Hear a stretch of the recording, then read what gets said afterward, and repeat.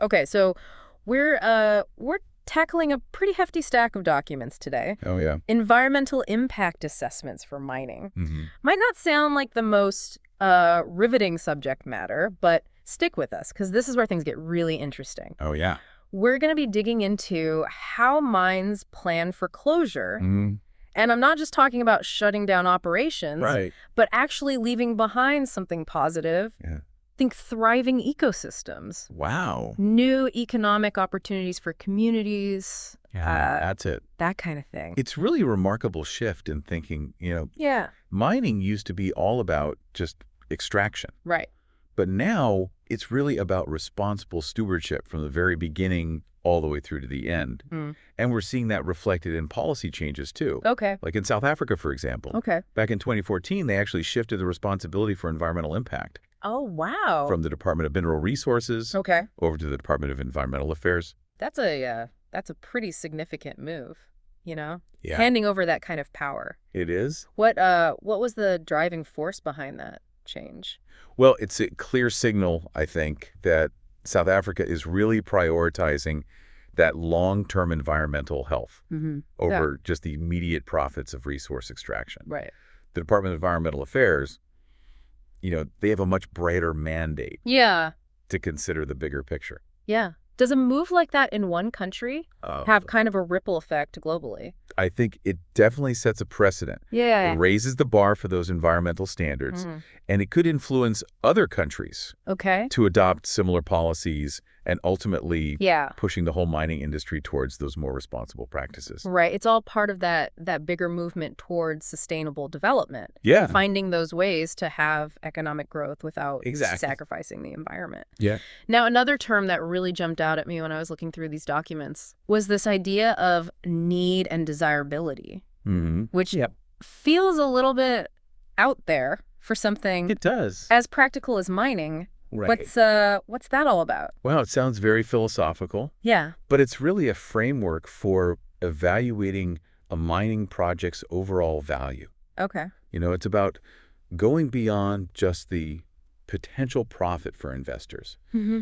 asking some tougher questions. Okay. Does this project actually benefit society? Right. Does it align with local development goals? Mm. Does it contribute to a sustainable future? So it's about making sure that the mine is a good neighbor, Exactly. not just a temporary resource grab. That's a great way to put it. Okay. Yeah, that need and desirability really pushes us to consider these three key pillars: Okay. the socioeconomic, the environmental, and the financial. Okay, but break those down for me. Sure. What does that look like Yeah. in action? Well, on that socioeconomic side, Yeah. we're talking about things like job creation, but not just any jobs. Right. Are they good paying jobs? Right. Do they provide opportunities for training and advancement? Okay. Does the project as a whole align with the community's long-term development plans? It sounds like a much more holistic approach than just counting the number of jobs created. Absolutely. What about the environmental side? So on the environmental side, it's about minimizing that impact from the very start, Mm-hmm. using sustainable practices, Okay. managing waste responsibly, and of course, Yeah. having that solid plan for what happens to the land after the mine closes. Right. Will it be returned to its natural state? Right. Could it be repurposed for agriculture, recreation, or even conservation? That's pretty cool, giving the land a second life. Yeah. But let's be real. Sure. Financial viability still has to be part of the equation. Absolutely. It's not about shutting down mining altogether. Yeah. It's about finding that balance Yeah. between profit, environmental responsibility, and social good. Mm. Really integrating those three pillars Yeah. to create a mining project that is truly sustainable Yeah. and beneficial for everyone in the long run. Now let's talk about alternatives. Okay. I was surprised to find out that it's not just about choosing a different location. All right. What other options are out there if you can't exactly move a gold deposit? Yeah, you're right. It's much more nuanced than just picking a new spot to dig. Yeah. There are actually 6 categories of alternatives that mining companies can explore. 6 categories. Yes. Okay, I'm intrigued. Lay it on me. All right. So the first one is property or location. Okay. And while you can't relocate that ore deposit itself, Right. you can think strategically about where to place things, Okay. like processing plants, waste storage, and access roads. Okay. Buffer zones are a good example of that, Okay. creating that protective barrier between the mining operation and nearby communities or sensitive ecosystems. So even those slight adjustments to the layout Exactly. can make a big difference in reducing the impact. Absolutely. Okay, what else? Then there's the type of activity. Okay. Different mining methods, like open pit versus underground mining, they have a completely different environmental footprints. Right. So choosing the right method for the specific geological conditions is crucial. It's about working with the landscape, Yes, not just imposing on it. exactly. What else? Design and layout are also critical. Okay. A well-designed mine minimizes waste and disruption right from the get-go.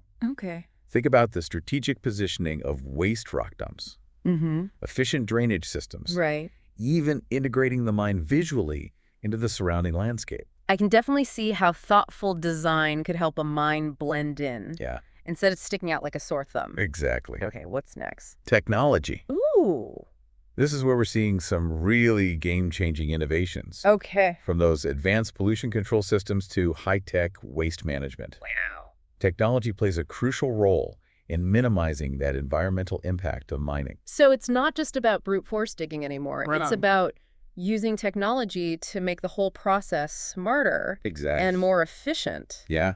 What are those last two categories? Okay, so we have operational aspects, which Yeah. are often overlooked, Okay. but can make a big difference. Right. This includes things like optimizing traffic flow to reduce dust and noise pollution, Oh, scheduling operations and minimize disturbance to nearby communities, okay. and using noise barriers strategically. Those are great examples of being a good neighbor, even when you're running a massive industrial operation. Exactly. And that final category. It's the no-go option. Okay. Sometimes, even after exploring all the other alternatives, Mm-hmm. the most responsible choice is simply to not mine. Wow. This is especially true when the potential environmental or social costs outweigh the economic benefits. So there are places that are just too precious to mine, Yeah, no matter how much value lies beneath the surface. sometimes. I'm really getting a sense that responsible mine closure Yeah. is this multifaceted puzzle. It is. It's not something you just tack on at the end, Right. but rather a process that's woven into every single stage of a mine's life. You're absolutely right. Yeah. And that proactive approach is often called mining for closure. Okay. It starts with a clear vision for the future, Mm-hmm. a picture of what we want that site to look like after mining is finished. So picture this a mine that leaves behind a thriving ecosystem Exactly. or even generates brand new economic opportunities for the community. That's the goal. That's the goal. That's the ideal scenario. Okay. And to achieve that closure planning happens in stages. Okay. It starts with a conceptual closure plan, outlining those overall goals and vision very early on. So they're thinking about how to close the mine responsibly, even as they're digging that first hole. Exactly, even before the mine is fully operational. Wow, what comes next? As the mine progresses, that plan becomes more detailed and specific. This is where the rehabilitation plan comes in. All right. It outlines exactly how the land will be restored Okay. and takes into account the land's capabilities and potential future uses. I'm seeing this as like an evolving document, something that changes as the mine operates and new information comes to light. You got it. And that's why that ongoing monitoring and adaptation are absolutely essential. Right. Closure planning isn't a static one-time thing. Yeah. It has to be flexible enough to respond to those new challenges and opportunities that come up along the way.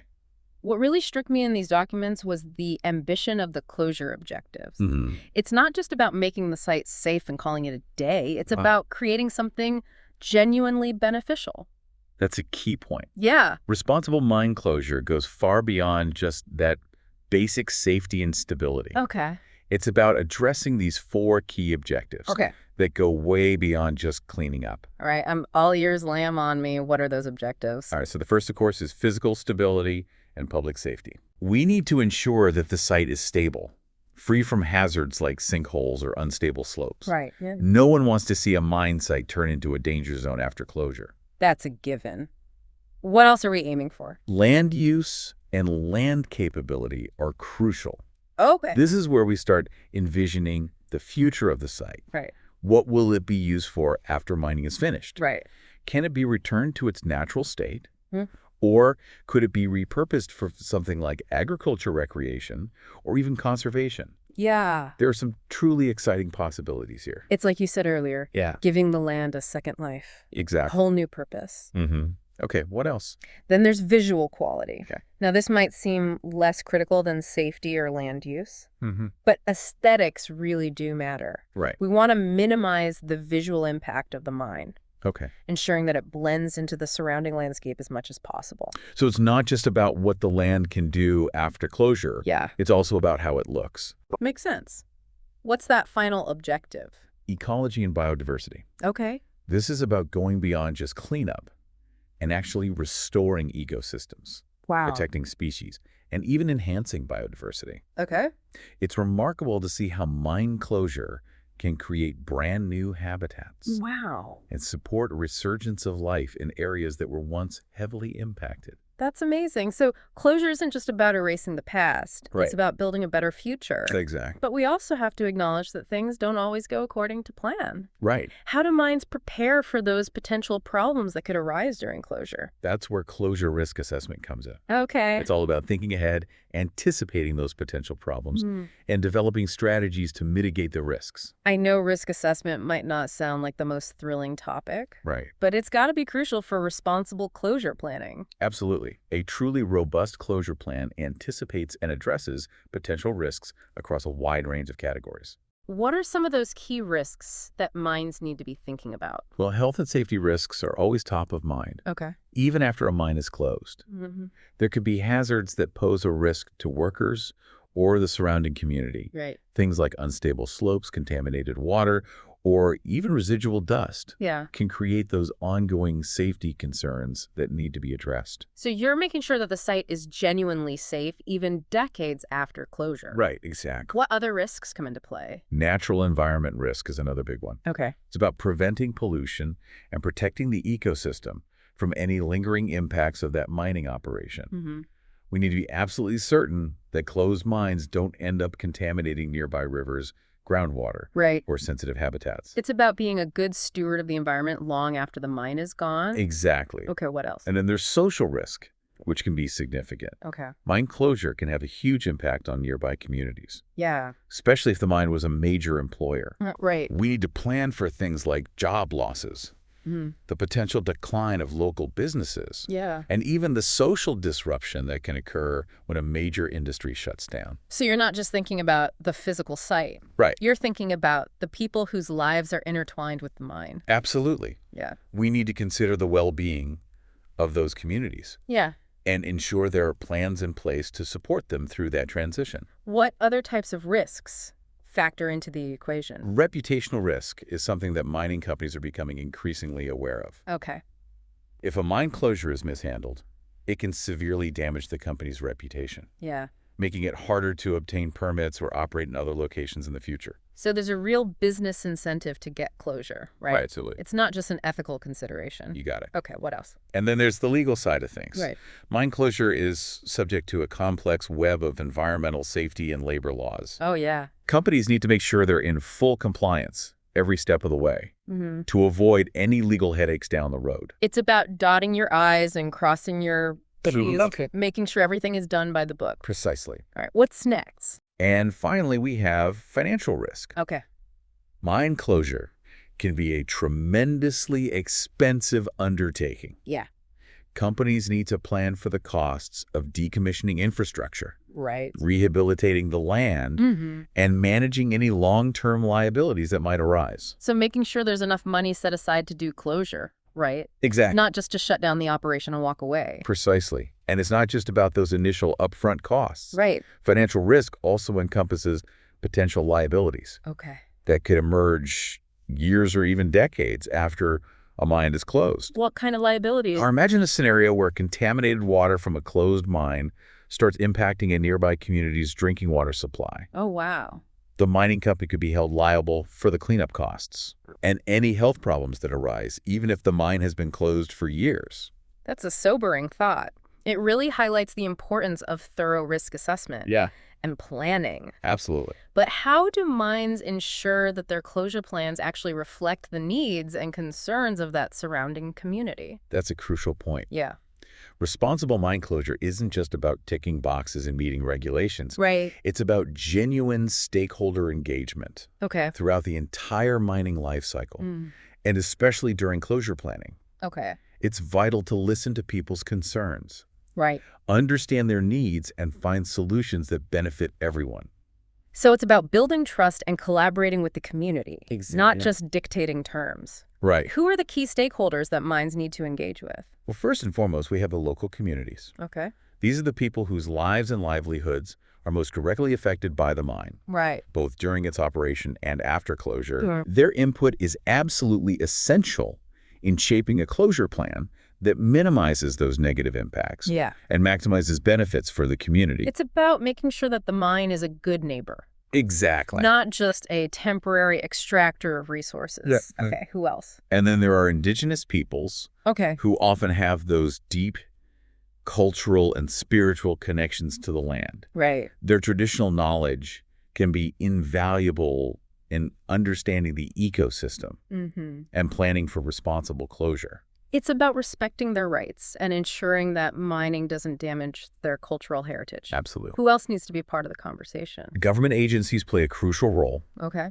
in setting regulations, issuing permits, and ensuring that the mine operates in the public interest. Right. Working closely with those agencies is essential to ensure a smooth and responsible closure process. It's all about accountability and transparency, making sure the mine is operating within the law Right. and meeting its obligations. Yes. Anyone else? And we can't forget about environmental groups. Right. They bring valuable expertise in areas like ecology conservation and pollution prevention. Okay. Their input can help ensure that closure plans are effective in protecting the environment and promoting biodiversity. So it sounds like stakeholder engagement isn't just about getting people to sign off on a plan. It's not. It's about genuine dialogue. Yes. A back and forth that leads to a better outcome. Exactly. Faculty and involved. Right.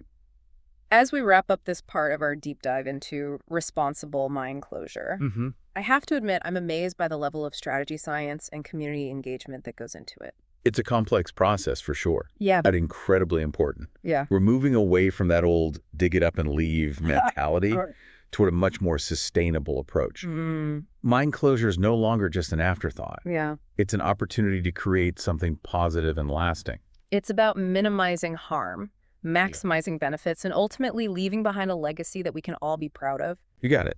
Yeah. Yeah, it really is a complete paradigm shift. And one of the things that's so exciting is that as technology keeps evolving, we have even more potential Yeah. to make mining not just sustainable, Right? but truly restorative. Wow. Imagine mines that not only extract resources, but also help to clean up existing pollution or contribute to carbon capture. Yeah. I mean, we're talking about mines that could actually help to heal the planet. Wow. Mines as agents of environmental restoration. That's a powerful image. Yeah. Out of all these documents that we've been digging through, what really stood out to you? Oh, that's a good question. Yeah, what got your wheels turning? One thing that really struck me was this emphasis on long-term monitoring. Okay. Even after a mine is officially closed, Yeah. it's not enough to just reclaim the land and walk away, Right. assuming that everything will be fine. Yeah. Responsible closure requires that ongoing vigilance to make sure that things are on track. That makes a lot of sense. After all that planning and effort, you want to make sure that those closure objectives are actually being met. Exactly. What does that kind of monitoring look like in practice? Well, it really depends on the specific site Okay. and the risks involved, but it often includes things like Yeah. monitoring groundwater to detect any signs of contamination, Okay. tracking vegetation growth to assess the success of those rehabilitation efforts, and even monitoring social and economic indicators in nearby communities Okay. to see how they're adapting to the mine's closure. So it's about collecting data, analyzing trends, and Yeah. being ready to adapt if things aren't going according to plan. Exactly. It's almost like the mine has a life even after it's closed, Yeah, a kind of afterlife where we're still responsible for its impact. that's a great way to put it, yeah. Yeah, and that long-term sense of responsibility, I think, is a key element Mm-hmm. of what separates responsible mine closure from just Right. shutting down an operation and hoping for the best. Exactly. It's about leaving behind a positive legacy, Yeah. not just a footprint. Mhm. And that legacy can take so many forms. Yeah.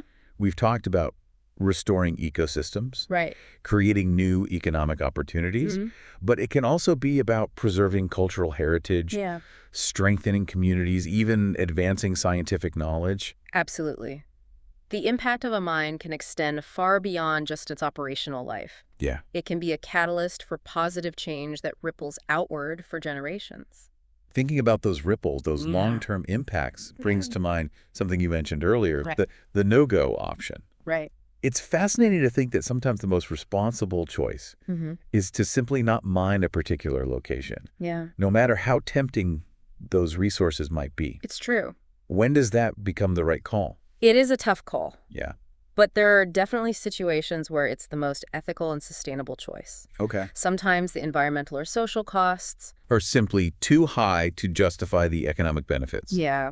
This might be the case if a proposed mine would threaten a critically endangered species, disrupt a sacred indigenous site, or irrevocably damage a vital ecosystem. It's about recognizing that some places are just too precious to mine. Yeah. No matter how much value lies beneath the surface. It's true.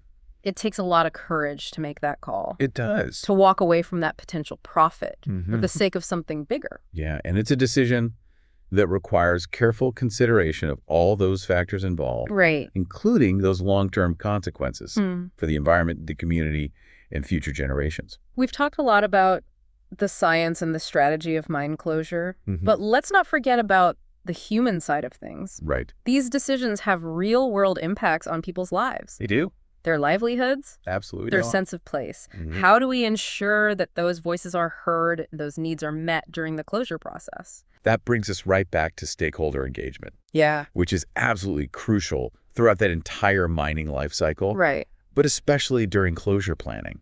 Okay. It's about creating a genuine dialogue, Mm-hmm. a back and forth exchange of ideas and information Yeah. between the mining company, the local communities, Right. indigenous groups, government agencies, Mm-hmm. and environmental organizations. So it's about bringing everyone to the table Yeah. and working collaboratively to create a closure plan that benefits everyone, not just the mining company. Precisely. And it's not just about ticking boxes and going through the motions. Right. It's about building trust, Yeah. respecting diverse perspectives, and finding solutions that address those specific needs and concerns of each stakeholder group. I can imagine that process can get pretty complex, It can. especially when you have so many different voices and interests involved. Yeah. How do you navigate those complexities and ensure that everyone feels heard and respected? It's definitely a challenging process. Yeah. But there are some key principles that can help to guide that effective stakeholder engagement. Yeah. First and foremost, you have to start early. All right. Don't wait until the mine is nearing closure to start engaging with those stakeholders. Right. The earlier you start the conversation, Yeah. the more time you have to build those relationships. Understand different perspectives and identify those potential conflicts. So building those relationships and establishing trust from the outset is crucial. It's essential. What else is important? Transparency is absolutely essential. Okay. Be upfront with stakeholders about the mine's plans, Yeah. the potential impacts, and the risks involved. Share information openly and honestly. Right. Be responsive to questions and concerns. No secrets, no surprises. Okay. Just open and honest communication Right. throughout the process. Okay, Yeah. what else? Inclusivity. Okay. Make sure that all stakeholder groups have a seat at the table Right. and that their voices are heard. This means being proactive in reaching out to marginalized communities, Yeah. providing translation services if needed, and creating a welcoming and inclusive environment Yeah. where everyone feels comfortable sharing their perspectives. It's about making sure everyone has equal access to information Yeah. and an equal opportunity to participate in the decision-making process. You got it. And remember, stakeholder engagement isn't a one-time event. Right. It's an ongoing process that needs to continue throughout that entire mining life cycle, Yeah. from that initial exploration phase all the way through to closure and beyond.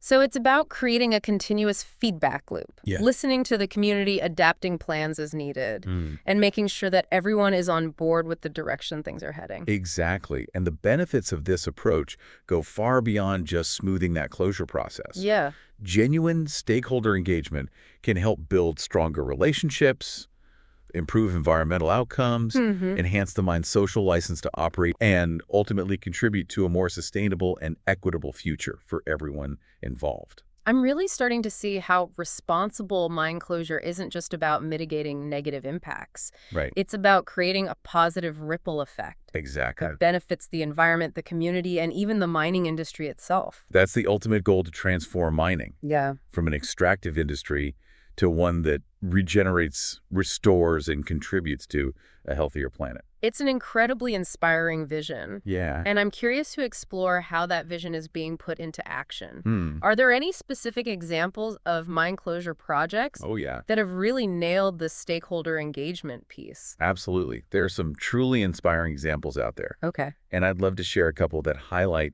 that incredible potential of responsible mine closure. Let's hear them. One example that always comes to mind is the Diavik Diamond Mine Okay. in Canada's Northwest Territories. Okay. It's located in this pristine Arctic environment. Wow. And from the outset, the mining company recognized the importance of working closely with the local indigenous communities to ensure responsible development and closure. So they prioritized stakeholder engagement from the very beginning. In the very beginning, yeah. How did that play out in practice? Well, they established a co-management board okay. with representatives from the local indigenous communities, Okay. giving them a direct voice in shaping the mine's environmental and social policies. Wow. They also implemented a comprehensive environmental monitoring program Okay. and developed a closure plan that prioritized the restoration of the site to its natural state. So they were thinking about closure even as they were digging that first pit. Exactly. And when the mine closed in 2020, they went above and beyond in terms of environmental remediation. Okay. They removed all infrastructure, Wow. capped and revegetated waste rock piles, Okay.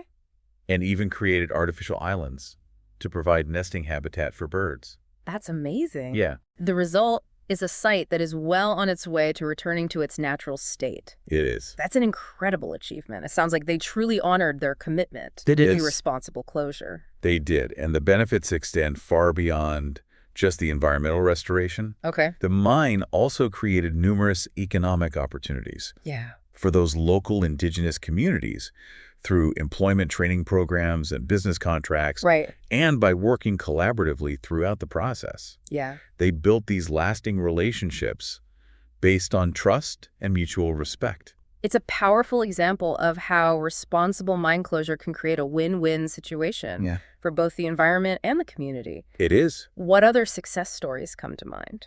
Another great example is the Eden Project in Cornwall, England. Okay. Now, this one's a bit different because it's not a traditional mine closure project, Okay. but it's a fantastic illustration of how a degraded industrial site can be transformed into something truly extraordinary. Okay. I'm intrigued. Tell me more about the Eden Project. So the site was a former China clay pit, Okay. a massive scar on the landscape that had been heavily mined for over 150 years. Wow. When mining operations ceased, Yeah. the pit was left behind as this barren wasteland, Oh, wow. devoid of life and seemingly beyond repair. Yeah.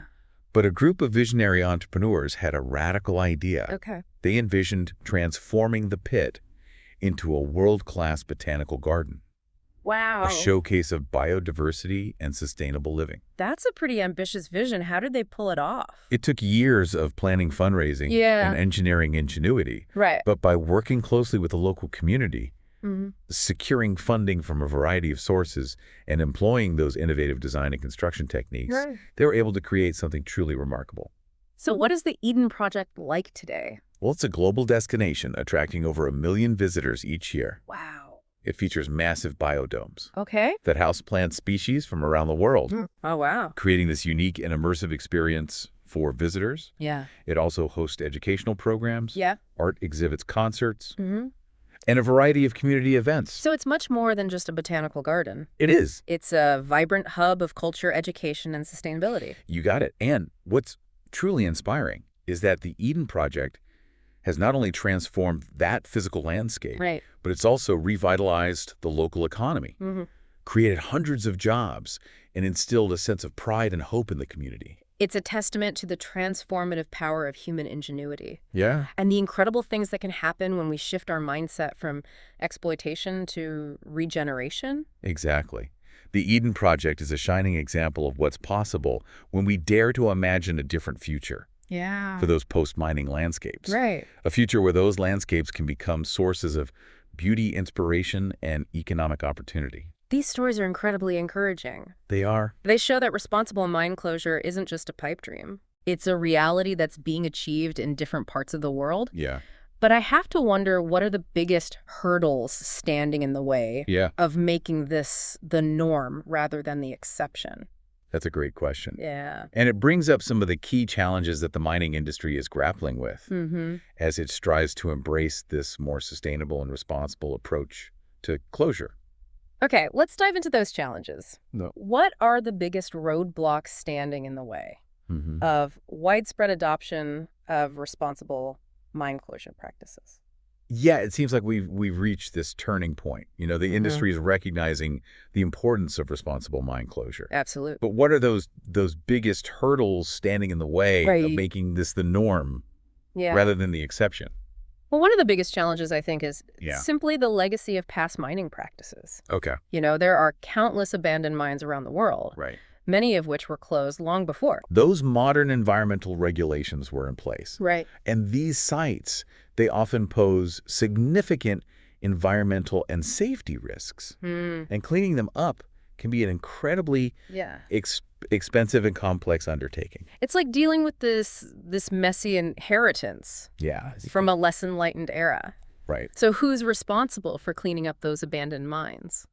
That's a tricky question. Yeah. The answer often depends on the specific legal and regulatory framework of the country or region. Okay. In some cases, the government might assume responsibility, often at a significant cost to taxpayers. Right. In other cases, the responsibility might fall on the current landowner, even if they had nothing to do with the original mining operation. It sounds like a bit of a legal and financial quagmire. It can be, yeah. What can be done to address this legacy of abandoned mines?